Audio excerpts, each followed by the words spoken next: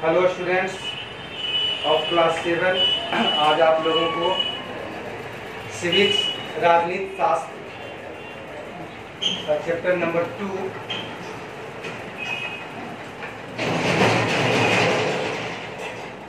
में आप लोग को पढ़ना है इंस्टीट्यूशनल रिप्रेजेंटेशन ऑफ डेमोक्रेसी। इसका मतलब होता है लोकतंत्र के संस्थागत प्रतिनिधित्व। छात्रों को कहा जाता है कि डेमोक्रेसी, इसके पहले लेसन में भी बताए थे कि डेमोक्रेसी का मतलब लोकतंत्र होता है। लोकतंत्र जनता का, जनता के द्वारा और जनता के लिए शासन है। तो डेमोक्रेसी की कुछ संस्थाएं होती है जो लोकतंत्र को सफल बनाती है। तो बच्चों, सबसे पहले पढ़ना हम लोगों को यूनिवर्सल एडल्ट फ्रैंचाइज। इसका मतलब होता है सार्वभौमिक वयस्क मताधिकार। पहले कुछ देश में सिर्फ पुरुष लोगों को ही मताधिकार का प्राप्त था, मतलब सिर्फ पुरुष लोग ही अपना मत का अधिकार दे सकते थे। उसमें भी एडल्ट का मतलब होता है वयस्क, जिसकी उम्र पहले 21 साल प्रस्तावित था, लेकिन अभी वर्तमान में 18 साल रखा गया है। Democracy is meaningful when all the citizens participate in elections. कहा जाता है कि डेमोक्रेसी में हर व्यक्ति, हर लोग इलेक्शन में पार्टिसिपेट कर सकते हैं। फ्रेंचाइज और suffrage means the right to vote in election. कहा जाता है मताधिकार आप लोग को वोट का अधिकार प्राप्त करता है। इसे हम चुनाव में अगर हम लोग अपना मत देते हैं, वोट देते हैं, तो यह हमारा अधिकार है। Citizens who have attended the age of 18 are given the right to vote. देश का कोई भी व्यक्ति हो जो 18, जिसका उम्र 18 वर्ष से अधिक है, उसे मत देने का अधिकार है, मतलब वोट देने का अधिकार है। There was a time when only men were given the right to vote. It is called manhood suffrage. कहा जाता है एक समय था जिसमें जिनको वोट देने का अधिकार था, वह अधिकार सिर्फ पुरुष मताधिकार था। मतलब सिर्फ उस समय पुरुष ही अपने मत का अधिकार प्राप्त करते थे। In some other non-democratic countries, only property owners could vote. In some countries, black citizens were not given voting rights. While in some others, women were also denied voting rights. कहा जाता है कुछ देश ऐसे थे जहां गोरे और काले के बीच में नफरत थी। तो गोरे लोगों को वोट देने का अधिकार था, लेकिन काले व्यक्ति को वोट देने का अधिकार नहीं था। जैसे साउथ अफ्रीका का देश, साउथ अफ्रीका में काले और गोरे के बीच बहुत बड़ी भेदभाव था। गोरा के साथ काला व्यक्ति न बैठ सकता था, गोरा के साथ काला व्यक्ति न उठ सकता था। मतलब अनटचेबल, छुआछूत की धारणा थी। तो वैसे जगह भी, अब ये तो निश्चित बात है कि सार्वभौमिक वयस्क मताधिकार का मतलब होता है देश में गोरा हो या काला हो, पुरुष हो या स्त्री हो, ये मायने नहीं रखता है। हर व्यक्ति को वोट देने का मतलब मत देने का अधिकार होना चाहिए। उसके बाद है वोमेन सफरेज। छात्रों, पहले सिर्फ पुरुष ही अपना वोट देते थे, महिलाओं को वोट देने का अधिकार नहीं। The movement modern organize are attributed of France during the 18th century. बच्चों, जैसा कि आप जानते हैं कि 18वीं शताब्दी में फ्रांस एक ऐसा देश था जहां महिलाओं को सिर्फ वस्तु और भोग की विषय माना जाता था। महिलाओं के साथ वहां सही नहीं था, महिलाओं को सिर्फ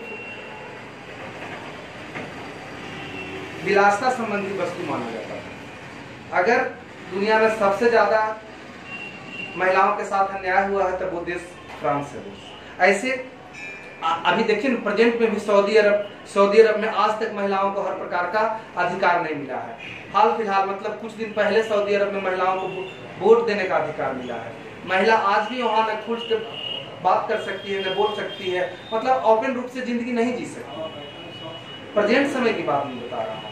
तो आइए, सबसे पहले कहा गया है कि फर्स्ट ग्रांटेड इन न्यूजीलैंड इन 1893।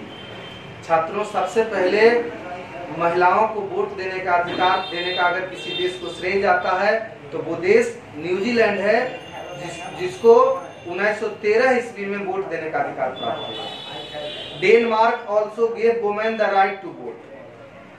उसके बाद धीरे धीरे कर करके और देश वोट देने का अधिकार दिया। Austria states near the end of war, various states gave women the right to vote including, कहा गया है ऑस्ट्रिया, जिसकी राजधानी ऑस्ट्रिया की राजधानी ऑस्ट्रिया की राजधानी वियना। आप जानते हैं कि प्रथम विश्व युद्ध का तत्कालीन कारण वही था, सेरोजोवा हत्याकांड, जो ऑस्ट्रिया का राजकुमार थे। तो उसके बाद युद्ध के बाद वहां भी महिलाओं को मत देने का अधिकार मिला। उसके बाद Canada, Russia, German and Poland, British women over 30 vote the right to vote in 1918 में इंग्लैंड, रूस, कनाडा, जर्मन, पोलैंड आदि देशों में महिलाओं को वोट देने का अधिकार था। उसके बाद 1919 एंड अमेरिकन वुमेन, 1919 में अमेरिका में महिलाओं को वोट देने का अधिकार प्राप्त हुआ। Women 1920 women in Turkey were granted voting rights in 1926।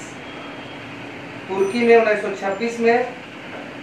In 1928 suffrage bar extend to the all British women on the same terms as men, that is for person 21 years old and older। कहा जाता है कि जो उस समय vote देने का अधिकार था, उस समय एडल्ट होने का उम्र 21 साल था। उस समय 21 साल से प्लस के जो लोग होते थे वही वोट करते थे, चुनाव में अपना देते थे। आइए, अपना पड़ोसी देश भूटान, जो 2008 में डेमोक्रेसी लोकतंत्र में शामिल हुआ और वहां महिलाओं को 2008 में मतलब 2008 में वोट देने का अधिकार था। उसके बाद है franchise in India. Franchise in India का मतलब होता है भारत में मताधिकार। ये तो ऑल ओवर वर्ल्ड का था, अब है कि भारत में मताधिकार का क्या नियम है। तो the voting age in India is 18 years. Bharat में मत देने का अधिकार पुरुषों को या महिलाओं को 18 साल रखा गया है, मतलब 18 साल के व्यक्ति ही वोट करेंगे।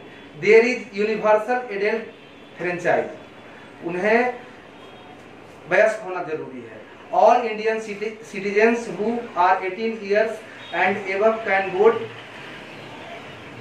Of the gender, social and economic status, educational background etc.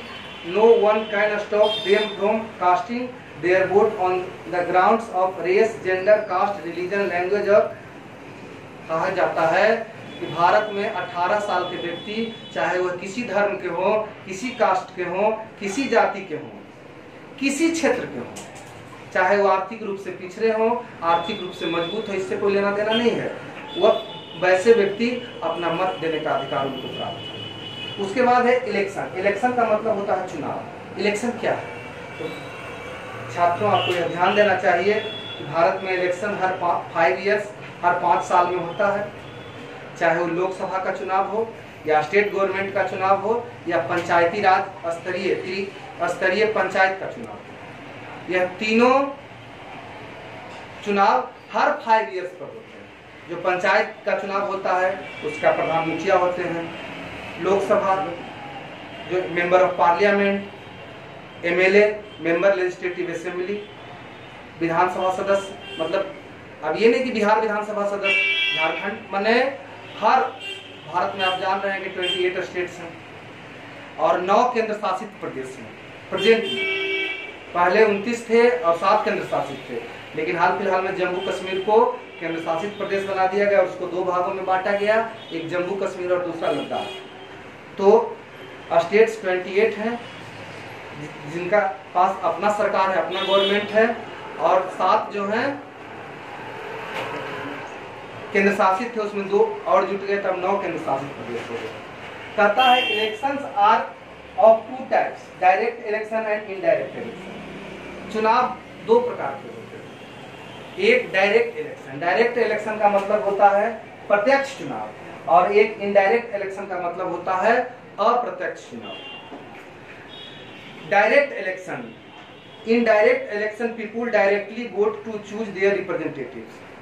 कहता है कि लोग, जनता अपने प्रतिनिधि को चुन करके अपना मत का प्रयोग करते हैं।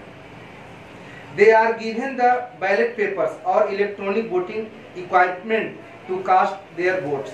कहा जाता है कि चुनाव पहले बैलेट पेपर पर होता था। बैलेट पेपर पर होता था मतलब कागज का एक बैलेट पेपर होता था, उसमें प्रत्याशी का नाम और उसका सिंबल दर्ज होता था, और हम आप जाते थे और वहां पर मुहर मारने वाला होता था, उठाते थे और जिस प्रत्याशी को हमको वोट देना होता था उनके सिंबल पर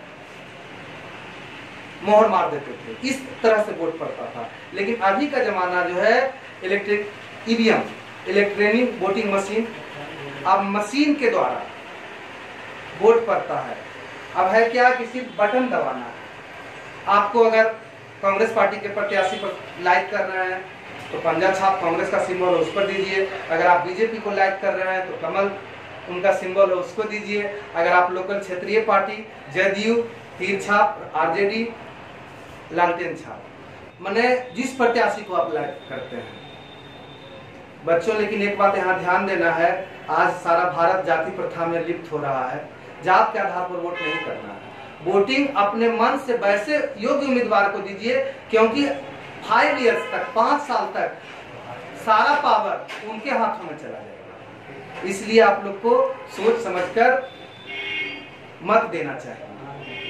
ऐसे तो आप लोग का अभी उम्र नहीं है, 18 साल के बाद जब वयस्क होइएगा तब, लेकिन अपना मतदान, मत का मतलब होता है मन और दान, तो मन का दान सही उम्मीदवार को ही रूप में करना चाहिए। कहा जाता है in India the election to Lok Sabha and state legislative assembly are direct election. Bharat में लोकसभा का चुनाव और हर राज्य का विधान परिषद, विधानसभा का चुनाव प्रत्यक्ष रूप से होता है। अब दूसरा है इनडायरेक्ट इलेक्शन, इसको अप्रत्यक्ष चुनाव कहते हैं। In this elections people do not elect their representative directly, they elect an electoral college। कहता है कि अप्रत्यक्ष चुनाव जो होता है उसका एक अपना निर्वाचक मंडल होते हैं। निर्वाचन मंडल का मतलब होता है निर्वाचन की प्रक्रिया को आगे बढ़ाना, कितना डेट को चुनाव होगा, किस आधार पर होगा, कैसे होगा, तो ये सब निर्वाचक मंडल जो होते हैं, निर्वाचन मंडल वही सिलेक्ट करते हैं कि इतना तारीख को होगा, इस समय होगा, उसमें वोट देने के लिए कौन कौन उनके लिए उपयोगी है, वो सब मैनिफेस्टो जारी कर दिया जाता है। The members of the electoral college have the responsibility to elect their representative. हम लोग को रिस्पॉन्सिबिलिटी होना चाहिए। हम लोग जो अपना प्रतिनिधि का चुनाव करते हैं उसमें हम लोग को समझना चाहिए। In India this method of indirect election is adopted for the election of the president of India. बच्चों, जैसा कि आप जानते हैं कि भारत में राष्ट्रपति का चुनाव अप्रत्यक्ष रूप से होता है और राज्यसभा का चुनाव अप्रत्यक्ष रूप से होता है, और विधान परिषद का चुनाव, जिसको एमएलसी बोलते हैं, member legislative council, Vidhan Parishad सदस्य, इसका भी चुनाव अप्रत्यक्ष रूप से होता है। तो आज आप लोग को जो टॉपिक दिया गया था in universal adult friendship women's suffrage franchise in India, elections, direct election और इनडायरेक्ट इलेक्शन, ये सब को विस्तृत जानकारी आप लोग को दिया गया। इससे संबंधित मीनिंग क्वेश्चन भी आप लोग को भेजा जाएगा। आप लोग इसको थोड़ा पढ़िएगा, समझिएगा और अपना वर्क को पूरा कीजिएगा। That's all, thank you.